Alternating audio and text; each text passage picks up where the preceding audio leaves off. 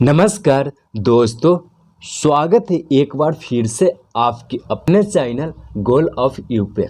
दोस्तों, आज के इस वीडियो में हम लोग देखने वाले हैं भारत की नदियाँ का सेकेंड पार्ट। यानी सेकेंड पार्ट में हम लोग गंगा नदी तंत्र को देखने वाले हैं।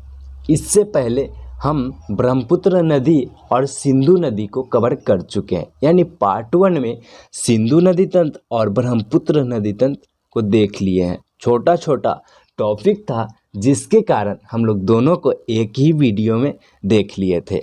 और ये गंगा नदी तंत्र ये बहुत ही बड़ा टॉपिक है जिसके कारण ये पार्ट 2 में हम लोग देखने वाले हैं, यानी आज। और ये सारी वीडियो जो है दोस्तों मैप यानी डायग्राम के माध्यम से हम लोग देखेंगे। तो अभी तक हमारे चैनल को सब्सक्राइब नहीं किए तो सब्सक्राइब कर ले और बेल आइकन को भी प्रेस कर ले।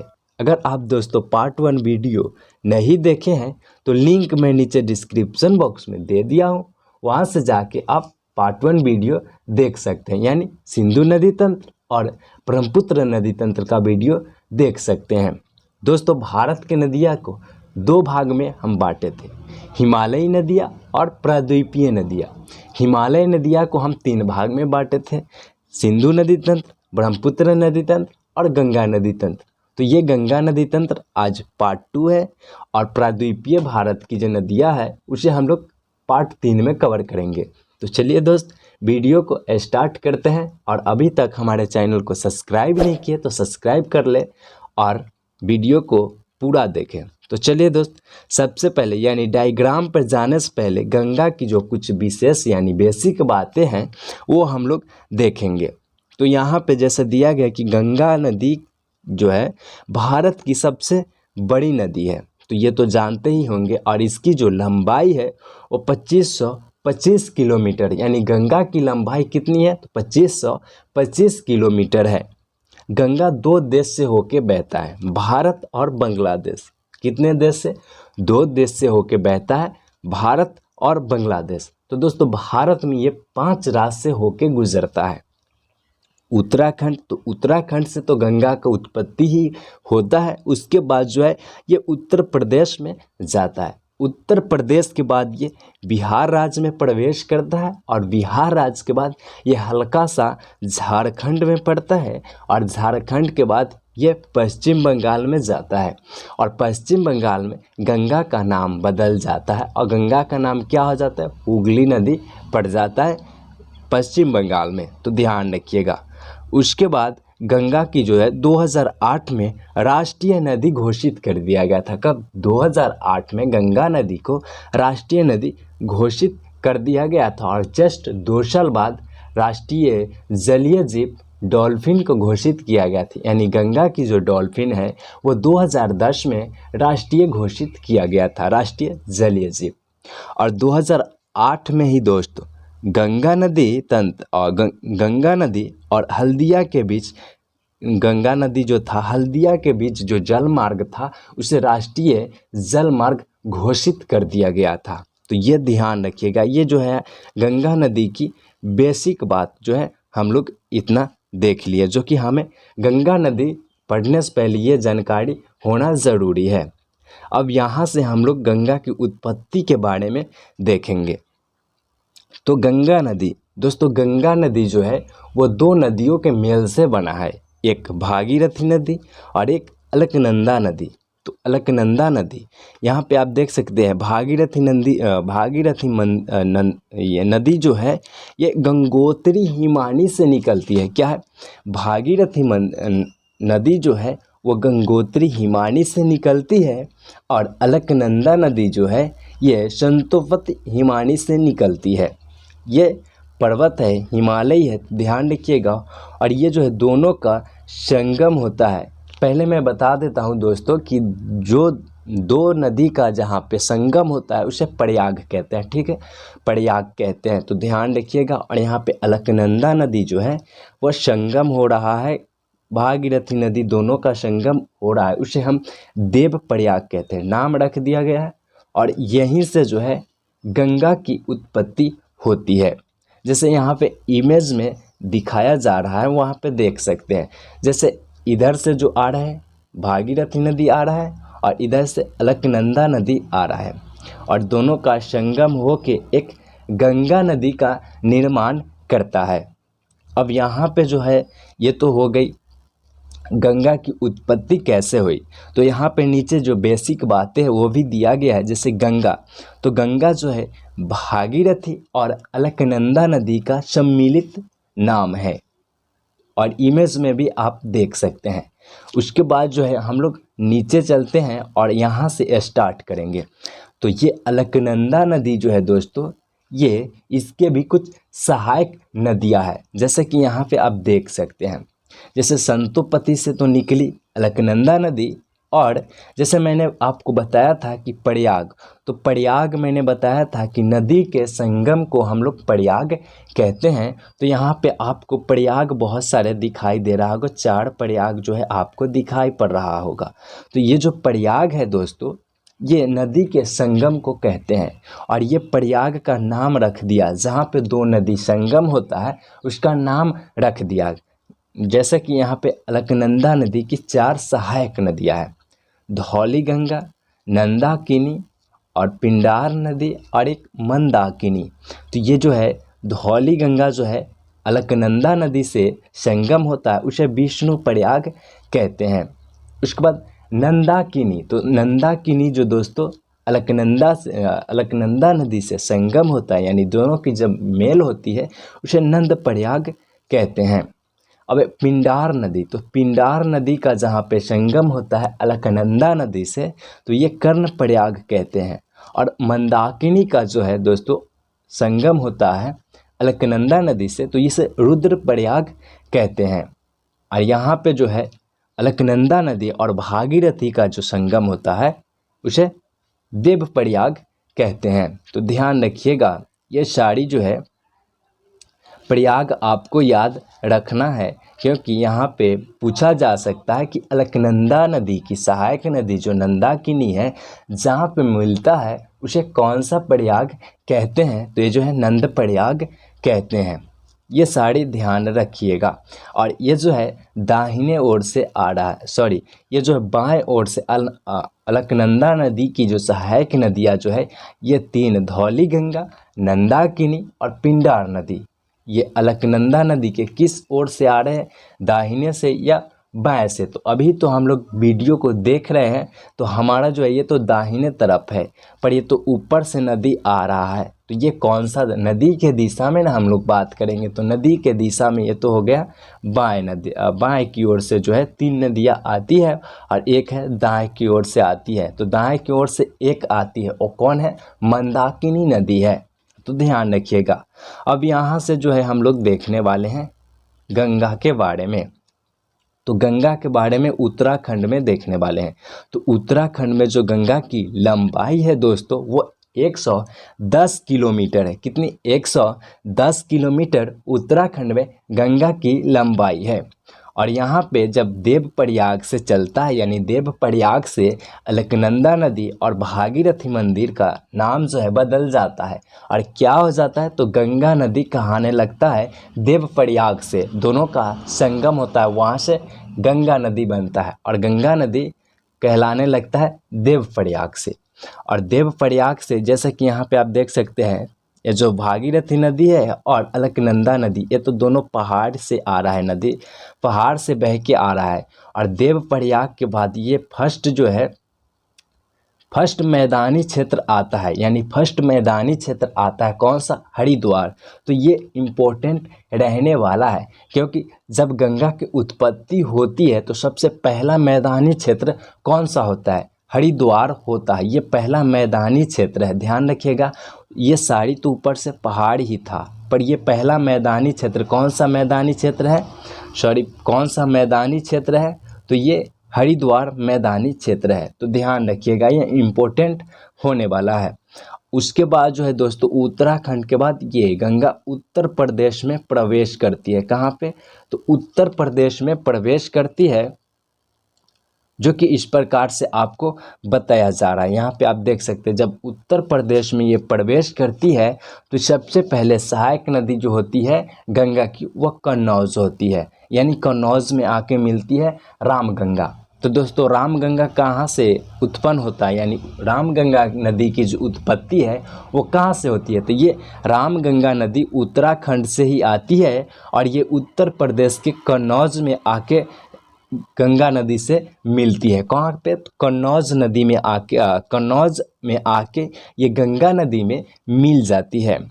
उसके बाद जो है दोस्तों, ये गंगा नदी की, रामगंगा के बाद गंगा नदी की सहायक नदियाँ कौन सी है? तो यमुना नदी है।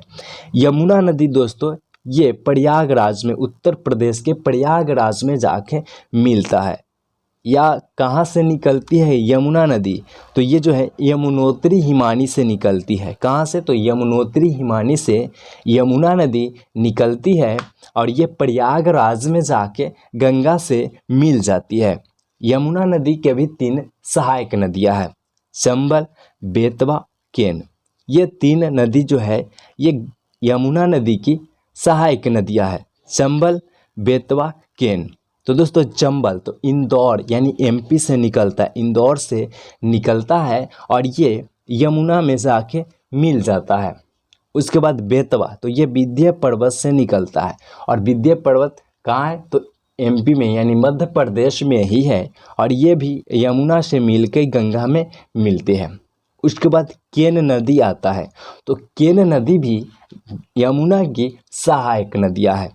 ये कैमूर पहाड़ी से निकलता है और ये यमुना में मिलके गंगा में मिल जाता है, तो ध्यान रखिएगा। उसके बाद जो है यमुना नदी के बाद गोमती नदी आती है।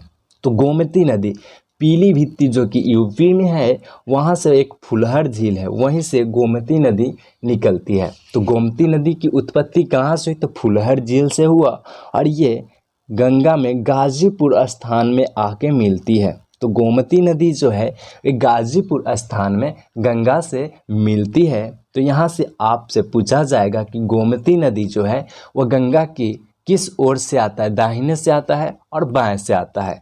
तो ये जो है बाएं के दिशा से आती है। गोमती नदी जो है गंगा की बाएं दिशा से आती है और ये उत्तर प्रदेश के गाजीपुर में ये गंगा से मिल जाती है, तो ध्यान रखिएगा। उसके बाद हम लोग बिहार में बात करेंगे। तो उत्तर प्रदेश के बाद गंगा नदी बिहार में प्रवेश करती है और प्रवेश करने के बाद सबसे पहले इसकी सहायक नदी जो होती है वो घाघरा नदी होती है। ये 4 नदियाँ आपको दिखाई दे रहा होगा, काली नदी, करनाली नदी, गंडक नदी और कोसी नदी। तो ये 4 नदियाँ जो है ये नेपाल से आता है, इसलिए मैंने ऊपर नेपाल लिख दिया हूँ। दोस्तों बिहार में गंगा की जो लंबाई है वो 445 किलोमीटर है और ये 4 नदियाँ, ये जो 4 नदी आपको दिखाई दे रहा है, काली नदी, करनाली नदी, गंडक नदी और कोसी नदी, तो ये नेपाल से चारों निकल के आता है। अब यहाँ पे आपको थोड़ा सा दिक्कत हो रहा होगा कि जैसे काली नदी है और ये शारदा नदी है, करनाली नदी है और ये घाघरा नदी है। तो दोस्तों यहाँ पे इसलिए लिखा गया है जैसे ये काली नदी है और करनाली नदी, जैसे कि ये 4 नदियाँ जो है ये तो नेपाल से आता है ना। नेपाल से आने के बाद तो ये भारत में प्रवेश करता है, यानी काली नदी जो है ये नेपाल में कहा जाता है और काली नदी भारत में प्रवेश करता है तो इसे शारदा नदी कहते हैं। काली नदी को भारत में क्या कहते हैं? शारदा नदी कहते हैं। और काली नदी कहाँ कहा जाता है? तो नेपाल में कहा जाता है। एक करनाली नदी है, तो करनाली नदी नेपाल में कहा जाता है और करनाली नदी जब भारत में प्रवेश करती है तो ये घाघरा नदी कहते हैं और ये दोनों का संगम होता है तो एक नदी बन जाता है घाघरा नदी। और घाघरा नदी बन के ये यमुना में गंगा में मिलती है और गंगा में जहाँ पे मिलती है वो स्थान कौन सा है? तो ये छपरा स्थान है। उसके बाद जो है घाघरा नदी, गंगा की सहायक नदी के बाद सोन नदी आती है। तो सोन नदी जो है ये अमरकंटक के पहाड़ी से निकलती है। कहाँ पे? तो अमरकंटक के पहाड़ी से सोन नदी निकलती है और ये पटना में जाके गंगा नदी से मिल जाती है। तो ये सोन नदी की सहायक नदी सोन नदी जो है यह गंगा की सहायक नदी है जो पटना में जाके मिलती है और अमरकंटक की पहाड़ी से निकलती है। सोन नदी के बाद ये गंडक नदियाँ आती है। तो गंडक नदी जो है ये नेपाल से आता है और ये सोनपुर में आके गंगा से मिल जाता है। सोनपुर में आके कहाँ मिलता है? गंगा से मिलता है। और ये गंडक नदी कहाँ मिलता है? तो सोनपुर में आके गंगा से मिलता है। उसके बाद कोसी नदी आता है। तो कोसी नदी को बिहार का शोक माना जाता है। कोसी नदी को बिहार का शोक माना जाता है और ये कुर्सेला में आके गंगा से मिलती, कहाँ पे? तो कुर्सेला में आके ये गंगा से मिलती है कोसी नदी। और कोसी नदी बिहार का शोक किस लिए कहा जाता है? तो दोस्तों बिहार का शोक जो है कोसी नदी इसलिए कहा जाता है क्योंकि बिहार में जो बाढ़ आती है वो कोसी नदी के द्वारा ही आती है, इसलिए जो है इसे बिहार का शोक कहा जाता है। दोस्तों कोसी नदी बिहार में जो बाढ़ आता है वो कैसे आता है? तो इसका जो है कोई दिशा निर्धारित नहीं है, यानी ये कभी भी दिशा बदल के आ जाता है, यानी इस प्रकार से भी आ सकता है जिसके कारण बिहार में बाढ़ आ जाता है। इसलिए इसे कोसी नदी को जो है बिहार का शोक कहा जाता है। उसके बाद बिहार राज्य के बाद झारखंड में कुछ हिस्सों में प्रवेश करती है और ये पश्चिम बंगाल में जाती है। तो पश्चिम बंगाल में भी इसकी सहायक नदियाँ हैं। तो गंगा नदी की एक सहायक नदियाँ जो है पश्चिम बंगाल में, और ये सबसे लास्ट सहायक नदियाँ है। तो कौन सी सहायक नदियाँ है? तो पश्चिम बंगाल में महानंदा नदी जो है वह गंगा की सबसे लास्ट सहायक नदियां हैं, महानंदा नदी। और ये जो है महानंदा नदी ये दार्जिलिंग की पहाड़ी से निकलती है। कहाँ से? तो दार्जिलिंग की पहाड़ी से महानंदा नदी निकलती है और ये गंगा में जाके मिलती है। और ये जो कहाँ मिलती है? तो फरक्का बैराज में जाके मिलती है। और फरक्का बैराज के बाद गंगा नदी दो दिशाओं में यानी दो धारा में बंट जाता है, एक हुगली नदी और एक पद्मा नदी। तो पद्मा नदी जो है ये बांग्लादेश में जाता है और हुगली नदी ये पश्चिम बंगाल में जाता है। तो ध्यान रखिएगा, आपको पूछा जाएगा कि गंगा नदी की लास्ट सहायक नदियाँ कौन है? तो ये महानंदा नदी। कौन है? गंगा नदी की सबसे लास्ट सहायक नदियाँ महानंदा नदी है। तो ध्यान रखिएगा। और ये फरक्का बैराज में मिल के दो धाराओं में बंटती है जिसे कहते हैं एक हुगली नदी और एक पद्मा नदी। तो पद्मा नदी बांग्लादेश में प्रवेश करती है और यहाँ पे हुगली नदी। तो दोस्तों हुगली नदी की भी एक सहायक नदी है दामोदर नदी। कौन सा है? दामोदर नदी हुगली नदी की भी सहायक नदियाँ है। उसके बाद जो है ये बांग्लादेश में प्रवेश करती है। तो बांग्लादेश की हम लोग देख लेते हैं। तो जैसा कि दोस्तों यहाँ पे बांग्लादेश में यहाँ पे आपको दिखाई दे रहा होगा नदी और डेल्टा। तो देखिए पद्मा नदी तो ये तो गंगा हो गया।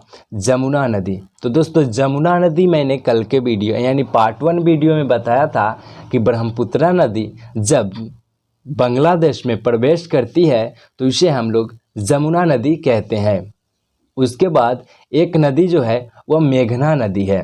तो ये तीनों की एक ही जगह संगम होता है, तीनों नदियाँ एक स्थान पे मिलती है और एक नदियाँ बनती है। यानी गंगा नदी जिसे हम लोग बांग्लादेश में गंगा नदी को बांग्लादेश में क्या कहते हैं? पद्मा नदी कहते हैं। और जमुना नदी, तो जमुना नदी को हम लोग क्या कहते हैं? ब्रह्मपुत्र नदी। दोनों नदियाँ और एक जो है मेघना नदी, तीनों नदियाँ मिल के कौन सा नदी बनता है? तो ये मेघना नदी बनता है। और मेघना नदी जो है ये जाके एक नदी बन के ये सुंदरबन में जाके गिरता है, सुंदरबन में जाके गिरता है और वहाँ पे डेल्टा का निर्माण करता है। तो दोस्तों डेल्टा यहाँ पे आपको आया होगा समझ में कि डेल्टा किसे कहते हैं। तो दोस्तों डेल्टा, जैसा कि यहाँ पे आप इस इमेज में आप देख सकते होंगे, इतना ही है क्या, इस इमेज में आप देख सकते होंगे जैसे कि जब कोई भी पहाड़ी से जो पर्वत पानी आता है, जैसे पानी तो आया यानी नदी जो है वो तो आया है, तो पहाड़ी से ही आया है। जब पहाड़ी से पानी आया है तो अपने साथ ऊपर से बहुत तेज़ी में आया होगा, तो कुछ ना कुछ तो अपने साथ लेके आया होगा ना, मट्टी वगैरह जो भी है वो लेके आने के बाद उसका जब पानी का रफ्तार कमेगा तो यहाँ पे आके जब उसका रफ्तार कमेगा यानी मट्टी जो लेके आया था उसे धकेलने की क्षमता नहीं रहेगा उस पानी के धारा में, तो मट्टी का जो जमाव तो होगा ही।